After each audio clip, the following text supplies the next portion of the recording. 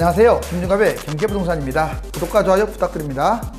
금과 은, 달러가 연일 강세를 띠고 있는 것은 글로벌 경제 환경이 아주 좋지 않다는 강력한 신호이며, 실질적으로 일반인들이 판단해 보더라도 경제가 사방팔방 지리밭이라는 것을 발견할 수 있습니다. 코덱스 은선물이 아주 강하게 치고 오르는 상황이며, 고점이 워낙 높아서 어디까지 치고 오를지 주목이 되니까 적극적으로 배팅해도 되겠습니다. 위기는 단순히 기회가 아니라 준비하는 자에게는 일생일대 최고의 찬스가 될 수 있으므로 지금부터 준비를 철저히 하셔야 합니다. 돈의 소용돌이 속에서 지금 번개가 깊숙이 빨려 들어가고 있습니다. 떼돈 벌 기회가 온다. 세계 경제 위기 어느 나라가 먼저 터질까? 경제 위기는 터질 것 같습니다. 정말로 확률이 많이 높아졌어요. 자, 한국이냐, 중국이냐, 일본이냐, EU 국가의 하나냐, 아니면 신흥 국가 중에 하나냐. 글로벌 금융위기 위험국가 위험징조. 일단 도표화 그리면, 자, 우리나라, 그리고 중국, 일본, 신흥국, EU. 지금 연쇄 폭발, 즉 한 나라에서 끝난다는 게 아니에요. 터진 나라는 더 많이 다치겠지만, 자, 관련돼서 도미노식으로 같이 금융위기가 터진다, 이런 말입니다. 이제 글로벌 경제 지표를 보면, 지금 미국 같은 경우 얼마 전에 10년물과 2년물이 역전되고 여러 번 역전됐고요. 지금은 격차를 벌이고 있습니다. 특히 3개월짜리와 30년짜리도 역전이 됐어요. 말이 안 되지 않아요, 그것은? 일본 따라가는 주요국 10년물 국채금리, 미국, 영국, 독일, 일본 지금 다 곤두박질을 치고 있습니다. 40년간, 이건 여러 번 이제 제가 얘기를 해드렸죠. 그래서 아주 유명한 그래프이기도 합니다. 여기 0인데, 여기가 0인데, 이 미국 국채, 지금 여기 노랗게 동그라미 쳐진 부분이 있죠. 여기만 좀 연결해 볼게요. 자, 지금 여기 맞다 갔죠? 똑같이. 이때는 항상 사단이 생깁니다. 자, 실질적으로 지금 더 밑으로 좀 내려오고 있어요. 거의 유력한 상황입니다. 그리고 미국 장단기 금리가 역전됐다는 게 여기 보여지고요. 오른쪽은 세계 금융위기 시의 미국 금리. 미국 금리가 점점 이제 이 꼭지점이 낮아지고 있다는 거예요. 이런 식으로. 꼭지점이 점점 낮아지고 있습니다. 지금은 2포인트, 3포인트 밑에서 이렇게. 근데 낮아지는데 이 바닥치고 또 올라갔을 때 항상 금융위기가 터졌습니다. 이번에도 떨어졌다가 이제 올렸잖아요. 그래서 지금 금융위기 위험성이 상당히 높아진 거고요. 밑에 미국, 독일, 영국 국고채 금리 지금 0을 기점으로 다 역전됐어요. 지금 어느 하나 안전한 나라가 없습니다. 이건 아주 강력한 침체가 아니라 금융위기의 신호라고 볼 수 있습니다. 글로벌 마이너스 금리 채권 규모 보시면 어마무시하죠. 16조 7,900. 갑자기 17, 8, 9년에 올라와서 크게 뛰고 있습니다. 미국의 경우 경기 침체의 전조로 여겨지는 장단기 국채 수익률 금리 역전 현상이 8월에 들어서만 3차례 2년과 10년물 금리 역전이 일어났습니다. 2007년 6월 이후에 12년 만이죠. 자, 트럼프 정부는 외환 거래세를 도입해 달러 가치를 낮춰 수출을 확대하고 법인세율을 15%까지 낮추는 방안 등의 이 부양책을 지금 논의하고 있어요. 미국은 그렇게 경기가 아직 나쁜 건 아니지만 글로벌 경기가 워낙 좋지 지금 않기 때문에 경제 전문가들 사이에서는 미국이 자국 우선주의, 제가 보기에는 이게 아주 심각해요. 미국의 보호무역, 이것 때문에 아마 글로벌 금융위기가 터질 가능성이 커요. 결론적으로 말씀드리면 트럼프가 상당히 공헌을 할 겁니다. 그리고 지금 돌려놓는다고 해도 상당히 늦었어요, 지금. 자, 그리고 미국을 따라하는 일본도 마찬가지. 일본도 지금 가세해가지고 보호무역, 특히 우리나라에 대해서 자, 자충수를 지금 두고 있다고 봐야 돼요. 아시아 주요 국가, 이제 한중일 3국의 경제 지수 한번 비교를 해보겠습니다. 어느 나라가 먼저 터져요? 저도 몰라요. 남들은 다 우리나라가 먼저일 거라 그러는데 그렇지 않습니다. 중국도 아주 위험하고요. 일본이 최근 아주 가장 위험한 나라가 돼버렸어요, 또. 그렇기 때문에 막상 가봐야 합니다. 물론 다 영향을 받겠지만 어느 나라가 터지든, 여기 보세요. 아시아 주요 3국, 일본. 세상에 GDP 대비 부채가 403.1%, 우리나라도 278, 중국 244, 인구도 많은데. 자, 지금 어느 나라가 터져도 1000원 이상 할 게 없습니다. 그렇다면 이번에는 부채 비율, 한국은 뭐가 많냐? 가계부채가 심각해요. 지금도 집값이 뛰고 있는데 지방에서까지 서울 와가지고 지금 폭탄 돌리기 하고 있어요. 자, 한번 터져봐야 쓴맛을 알 수가 있습니다. 지금 우리나라 가계부채 지금 세계 최고 수준이라고 지금 여기 나와 있습니다. 한중일 기업부채, 이번에는 기업부채는 중국입니다. 단연 중국이에요. 기업부채가 결국은 중국을 금융위기의 나락으로 떨어뜨릴 가능성이 크고, 지금 일본은 이 두 개 합친 것보다 더 압도적인 정부 부채입니다. 그렇다면 경상수지는 어떻냐? 우리나라 지금 월별 경상수지 마이너스 6. 자, 어떻습니까? 2018년 19년 곤두박질 치고 있죠. 일본도 곤두박질 치고 있죠. 자, 무려 1조 2033억 엔이 적자예요. 일본 같은 경우. 중국, 그렇게 고성장하던 중국도 지금 경상수지가 거의 마이너스 플러스 언저리에 놓여 있습니다. 이번에는 경제 성장률 추이 볼까요? GDP 대비. 자, 우리나라 예전에 높았지만 최근에 2포인트대, 이제 잘못하면 1포인트대로 지금 추락할 위험성이 놓여 있고요. 그러면 일본은 어떻냐? 지금 2년 만에 주춤한다고 했는데 지금 여기 보세요. 뭐 2년 만이 아니라 이게 지금 마이너스입니다. 마이너스. 0 위에서 그게 놀지를 못하고 있어요. 중국 지금 6포인트대인데 이제 6포인트대가 붕괴될 거라고 지금 얘기를 하고 있잖아요. 실질적으로 지금 하반기 아주 걱정되고 있습니다. 이처럼 지금 동아시아 3국이 다 위험에 처했다.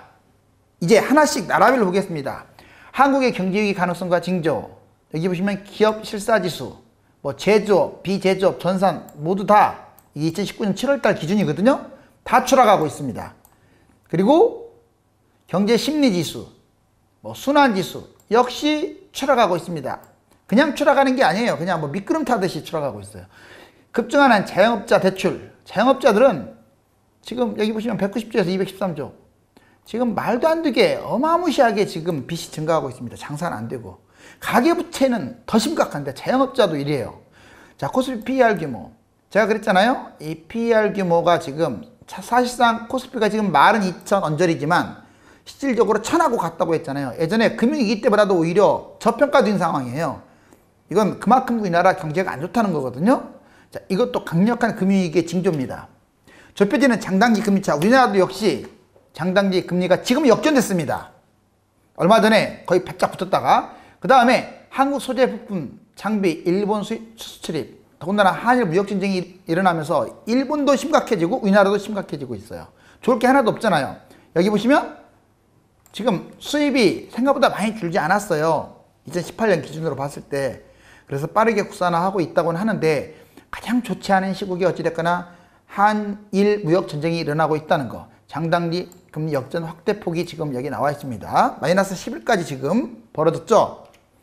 이번에는 기업경기 실사지수 지금 80.7 계속 지금 곤두박질 치고 있죠. 8월달 현재입니다. 그 다음에 2019년 가계 수입 전망 역시 곤두박질 치고 있습니다. 특히 2019년 들어와가지고 안 좋다는 것은 상당히 위험하다는 거예요. 2020년에 정말 어떻게 될지 끔찍합니다. 이건 우리나라만의 문제가 아니에요. 생활용품 전망지수 90에서 89로 역시 떨어졌습니다. 그리고 소비자 기대 인플레이션, 역시 물가도 지나치게 지금 낮은 상황에서 움직이고 있고요. 지금 딱 하나 뛰고 있는 것은 있어요. 뭘까요? 부동산입니다. 그게 제일 안 좋은 거예요. 생산성 없는 부동산만 지금 투기 세력들이 몰려서 뛰고 있습니다. 이번엔 중국입니다. 경제위기 가능성과 강조. 자, 여기 보세요. 자, 대중국 수출입 비중. 지금 보시면 홍콩 의존도가 홍콩의 중국 의존도가 점점 높아지고 있습니다. 지금 50%까지. 최근에 홍콩의 지금 민중 봉기. 자, 홍콩에 지금 이제 데모가 일어나고 있는데 지금 사실상 중국 공산주의 국가에서 어쩔 수 없는 일 아닙니까? 당연히 지금 홍콩이 제가 봐도 민주화 운동을 할 수밖에 없는 상황이에요. 그런데 이게 중국을 무너뜨릴 수 있는 어떤 시한폭탄이 될 수 있어요. 정말로 지금 이거 경제적으로도 심각한 상황입니다. 그리고 여기 보시면 모든 지표들이 역시 추락하고 있다는 걸 알 수 있고, 그러니까 지금 홍콩 지수도 지금 역전됐어요. 10년물과 2년물이. 그리고 중국 본토 증시 홍콩 H 지수 지금 퍼포먼스 거의 비슷하게 같이 닮아갔죠. 지금 아주 연중 최저치를 지금 찍고 있습니다. 2019년 현재.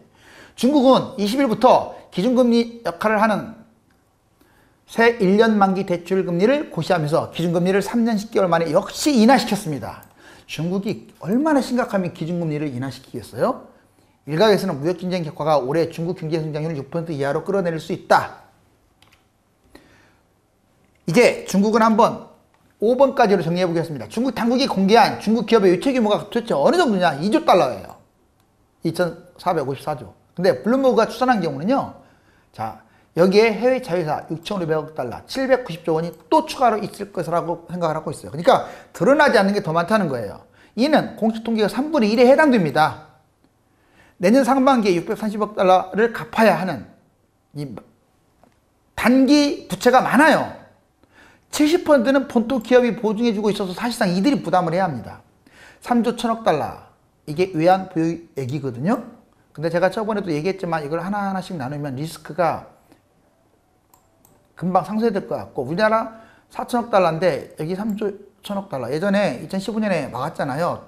중국이 그때 무너지려고 했을 때. 그때도 2조 달러 이상이 나갔어요. 이거 돈 큰 금액이 아니에요. 국제통화기금에 따르면 중국의 적정 외환 보유액은 최소 2조 달러인데 이런 것 어떤 문제가 있었을 경우는 5조 달러가 필요하다고 합니다. 그런데 지금 3조 1천억 달러. 지금 외환 위기가 충분히 올 수 있는 조건. 중국 부채 리스크 불안정한 위안을 떨어뜨려 외환 위기를 초래할 수 있다는 전망도 나오고 있습니다. 이날 자 위안화 환율은 1달러당 7.15 위안까지 지금 떨어지고 있어요. 환율 우리 원달러 환율처럼 아주 지금 폭락하고 있습니다. 11년 만에 최고치. 중국은 2015년 외채 상환 문제로 외환 보유액이 줄면서 자, 위안화 가치가 급락하는 사태를 또 겪은 바가 있다고 했잖아요, 아까. 그래서 여기 보시면 시가총액이 3분의 1이나 증발했어요. 그러니까 상해 종합지수나 홍콩 이거 정말 가벼워요. 며칠 만에 해도 3분의 1이 날아가 버리는 거예요. 의자가 지금 빠져나가면서. 중국의 부채가 위안화 압박을 가하고 있고 홍콩 문제까지 곁들여져서 금융위기 가능성을 지금 시사하고 있습니다. 지금 금융위기에 대한 세계 유수의 언론들이 아주 많이 늘어나고 있어요. 단순히 이건 10년 위기설 그런 차원이 아닙니다. 구체적이에요. 이번엔 일본 보겠습니다. 일본이 제일 안전하다고요? 정말 그런지 보자고요. 일본의 경제위기 가능성, 일본 노동정책연구원 자료입니다. 이게 일본의 실질 임금 계속 추락하고 있어요. 여기 지금 마이너스잖아요. 0을 기점으로. 임금이 오히려 마이너스에서 떨어진다. 우리나라로서는 상상도 못할 문제잖아요. 최근에 회복은 했다지만 또 다시 마이너스. 이거 아베 노믹스의 여파로 그나마 좀 좋아진 듯 했는데 다시 추락하고 있어요. 그 위점으로. 그 다음에 소비자 신뢰지수가 계속 추락하면서 일본인들이 일본 경제를 갈수록 비관적으로 전망하면서 소비를 줄이고 있다. 여기면 소비자 신뢰지수가 2019년 들어와서 급락하고 있습니다. 그리고 소비 실적으로 이렇게 줄여나가는 게 2019년에 확연히 눈에 보이네요. 국가 경쟁력 순위. 자, 지금 일본은 우리나라보다 세계 3대 신용평가사보다도 뒤져요. 정말 일본이 우리나라보다 안전하다면 뒤질 이유가 없잖아요. 여기 보세요. 그것만이 아닙니다. 국가 경쟁력도 우리나라도 문제지만 지금 노란 게 일본인데 우리나라한테 역전당했어요. 최근에 와가지고. 우리나라도 심각한데 일본은 그 곱하기 2로 더 심각해진다는 뜻이에요. 엔화 강세, 달러 원화, 위안화 등 아베노믹스 핵심인 엔저 현상이 지금 실패로 돌아가고 있기 때문에 그래요. 세상에 달러에 대해서도 엔화가 강세라는 것은 심각해진 겁니다. 수출이 될 수가 없죠. 10월 소비세 또 10% 인상 안 할 수도 없는데 아마 그게 분기점이 될 것으로 보이고요. 여기 보세요. 3번 만성적 수요 부족, 정치와 관료 집단 담합. 이게 분기될 거예요. 일본은 정치나 관료 이게 후진국 수준이라고 여러 번 제가 얘기했어요. 오히려 후퇴했어요. 마이너스 금리 부작용, 해외 에너지 수입의 의존, 저출산과 고령화, 영부담과 생산자, 일본은행 실패, 수익률 곡선 통제 정책. 정말 끝이 없습니다. 문제점이. 이러한 것이 동시다발적으로 지금 한꺼번에 몰리고 있어요. 다만 이제 과연 동경올림픽이 얼마나 막아줄 것인지 이제 그게 관건이긴 합니다. 아무튼 일본 빚이 GDP 대비 253%로 아주 심각한 상황이다. 자, 이거 일본 실질적으로 재무자료 지표에서 나와 있는 겁니다. 이게 뭐냐? 1년 예산 994조인데 빚 있나 보다 이게 아니에요. 234조 원을 35조 원 이상을 빚 갚는 데 상환하는 거예요. 그러니까 국민소득이 증가가 될 수가 없어요. 계속 후퇴만 하는 겁니다. 얼마나 심각합니까? 이걸 알아야죠. 우리나라 이랬다면 당장 망하겠죠. 거기가 기축국가니까 계속 찍어내는데 이제 그것도 한계에 부딪혔잖아요. 이자를 갚는다거나 또는 추가로 빚이 또 더해지고 있어요. 그래서 규모가 점점 확대되고 있고요. 일본 정부가 발행한 국채 규모 319조임을 알 수 있고 대부분 이자를 갚는데도 빠듯합니다. 일본 중앙은행이 기축국가를 악용해가지고 돈을 지나치게 많이 찍어내서 금리가 마이너스인데 금리를 낮춰도 기업들이 투자를 늘릴 수가 없어요. 자, 이게 바로 일본의 실상입니다. 결국 이 한 방으로 끝나는 거예요. 만약 여러분들 일본 안전하다라고 혹시 극우파들이 주장을 한다면 이걸 딱 들이미세요. 일본 부채 비율은 아까 말씀드렸듯이 254, 미국은 105, 유로존 85, 영국 85. 여기 보시면 일본의 양적 완화 5,500조 원. 그리고 EU는 3,300조 원. EU가 일본보다 4배나 커요, 경제 규모가. 근데 일본이 오히려 돈 더 찍어내고 있어요. 자, EU는 16조 2천억 달러, 일본은 4조. 우리나라 예산에 지금 몇 배입니까? 자, 이러니 나라가 망조가 들지 않을 수가 없죠. 12조 3,751억 달러고요. 일경 4천조 원. 아까 중국이라는 그 큰 나라도 3조 가지고 막 흔들린다고 했잖아요. 여기는 그 차원이 아닙니다. 12조 달러예요. 자, 그렇다면 이번에 신흥국도 한번 간단하게 짚고 넘어가 봅시다. 자, 여기 보면 남미, 아시아 이런 국가들 이제 개발도상국을 신흥국 그래요. 아르헨티나, 브라질, 칠레, 멕시코. 특히 요즘 아르헨티나 주가가 신나게 빠지고 있습니다. 자, 아르헨티나, 브라질이 상당히 지금 위태로운 상황이에요. 그리고 이 베트남은 지금 구체적인 자료들은 많지 않지만 많은 경제학자들이 지금 위험하다고 하고 있고요. 미국 달러 지수 추이 보세요. 여기 보시면 아시아 국가들에 관련돼서 터키, 리라, 심각하게 빠졌죠. 마이너스 13점. 그 다음에 아르헨티나, 페소, 마이너스 16. 대만도 많이 빠졌고요. 그 다음에 브라질, 레알화, 한국, 원화, 우리나라도 지금 원화가 지금 많이 빠졌어요. 그래서 원화가 더 빠지게 되면 이제 금융위기가 터질 수가 있습니다. 이후에 경제위기도 한번 볼까요? 독일이 정말 강대국이었어요. 그리고 안전한 정말 대명사였는데 독일이 지금 마이너스로 이렇게 돌아섰지 않습니까? 이거 좀 회복하기도 쉽지 않을 것 같아요. 자, 바로 이러지. 거기다가 영국은 또 브렉시트 이렇게 탈퇴하려고 하고 있지. 그리고 그 밑에 이탈리아까지 또 말썽이에요. 결국 사퇴하기는 했지만 이탈리아 여기 상황 보세요. 자, 계속 지금 GDP 대비 부채는 늘어나고 있고 경제 성장률은 급락하고 있고, 자, 그리고 아직도 지금 불 꺼진 게 아니에요. 스페인, 그리스. 예전에 유로발 문제 국가들. 그렇다면 우리는 이제 무엇에 투자를 해야 하느냐? 금, 은, 달러.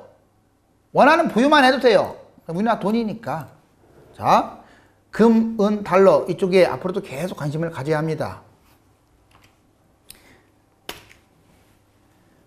금융위기 발발 시 떼돈 버는 투자 방법. 제가 여러 번 얘기했는데 다시 한번 이제 예쁘게 한번 정리를 해봤어요. 자, 1단계 코스피 1800 전까지는 인버스를 소액으로만 하세요. 소액은 얼마냐? 사람에 따라 다르겠지만 최대치 1,000만 원.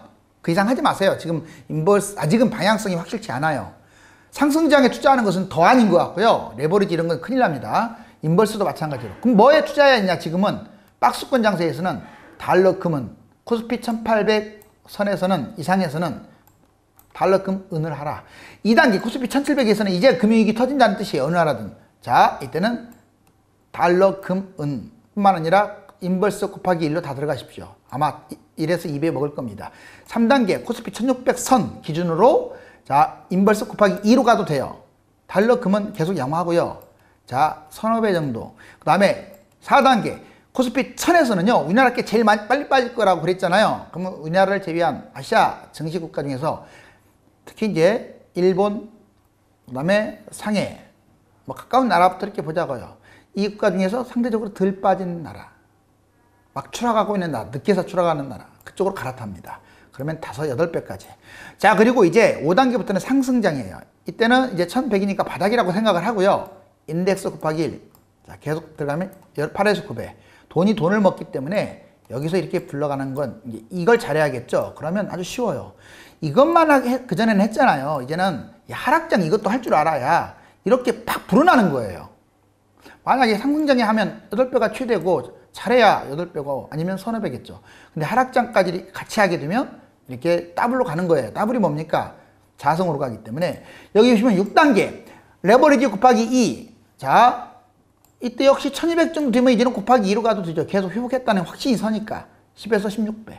7단계 코스피가 1900, 2000 언저리 오면요, 우리나라 거 팔아버리고 아시아에서 속도가 제일 회복 속도가 느린 것으로 레버리지로 갈아타면 역시 17에서 34까지. 그리고 마지막 코스피 2000 언저리에서는 이제 쭉 본 다음에 부동산에 투자한다. 이게 하나의 세팅 그림이에요. 떼돈 벌 기회가 온다. 세계 경제 위기 어느 나라가 먼저 터질까? 지금 폭풍 속으로 빨려 들어가고 있습니다. 달러 모든 것들이 다 보이고 있죠. 재건축 약세, 기존 아파트는 강세가 이어지고 있는데 정부가 10월에 분양가 상한제를 축소하지 말고 그대로 진행할 것과 집값을 확실히 잡기 위해서 강력한 시그널을 좀 주었으면 합니다. 단순하게 분양가 상한제만 할 것이 아니라 같이 시너지를 가져올 수 있는 뭔가를 같이 함께 진행을 해야 돼요. 유료 상담은 네이버 다음 1000만명 부동산의 꿈 카페에 가입하셔서 저에게 전화 주시면 되고요. 앞으로도 많이 사랑해 주시기 바랍니다. 저는 실전적인 경제 부동산 강의로 여러분들에게 도움을 드리겠습니다. 감사합니다.